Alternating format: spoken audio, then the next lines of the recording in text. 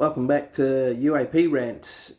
fourth episode we're into now, building on the previous three episodes, and I was touching on my research into dimensional anomalies and the manifestation of orbs and rods and its links to field repulsion technology and wormholes and how they worked in terms of the capacitor induction model. So I'm building on that a little bit more. Because what I found in gathering evidence and data using the scientific method in the field at this location-centric site was that the manifestation was always the same, and it was uniformly radial amount around me across the early evening and late into the night, and there was always this in infrared filming, this haze would be all around me, and you could see these orbs sort of ghosting through it that hadn't manifested in the physical dimension fully, and they appeared to almost shoot out of it into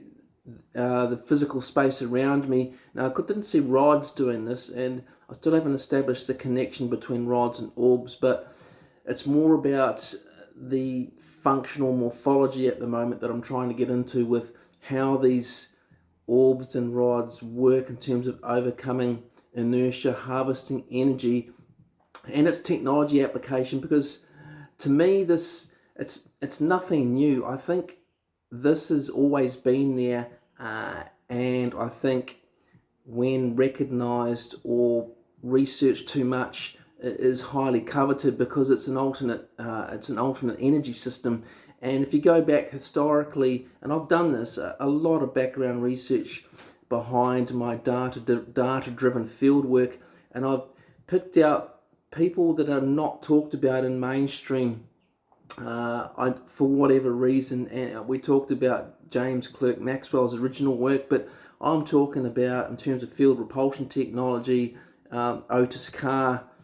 Douglas Torr, Dr. Ning Lee, De Palma,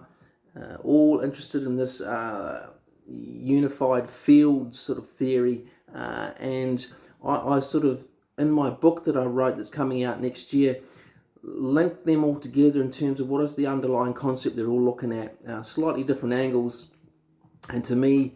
it's field repulsion technology. Now I also had a good look at Victor Shawberger's work too, and a lot of suppressed information about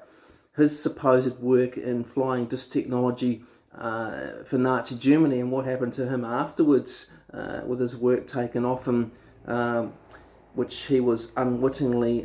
divested of when he went to the United States with his brother. Now, they all seem to be different ways of looking at the same branch of science.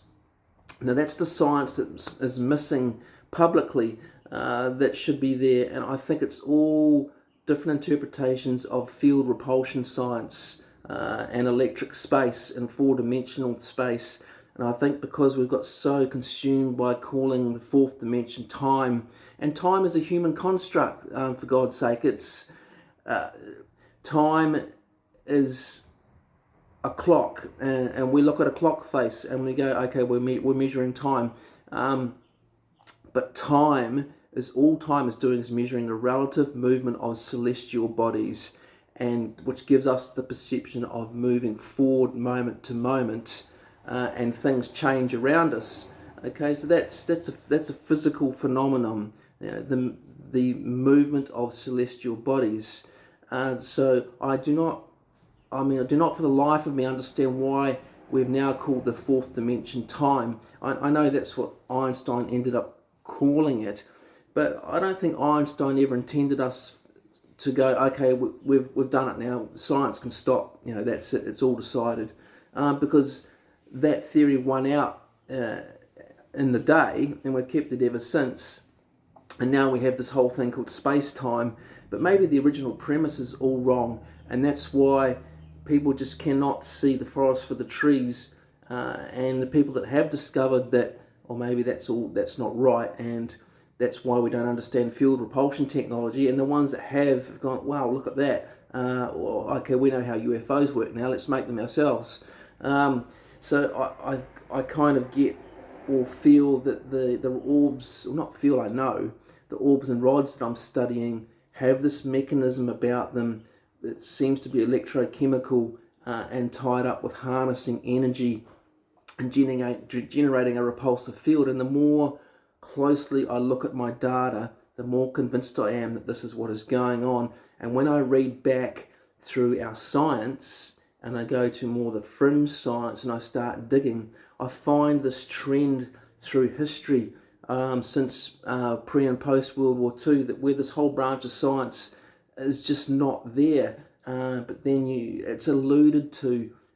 in terms of UAP. And people think that we're discovering something new, but I think this technology's always been there and probably was in ancient history too, and is being rediscovered. So that's all going to change, I think, with being more upfront. And if we get the financial side of it right in terms of economies, we can open up about this, and people holding on to that technology can hold on and maintain it and utilize it and not let their adversaries get it, while we also can accept the fact that that science is a science that needs to be in the public domain so that we can progress with it, whether or not that involves NHI. I'll leave my conversation there for now, just little bits at a time. We'll build on that in the next episode, and I look forward to talking again soon.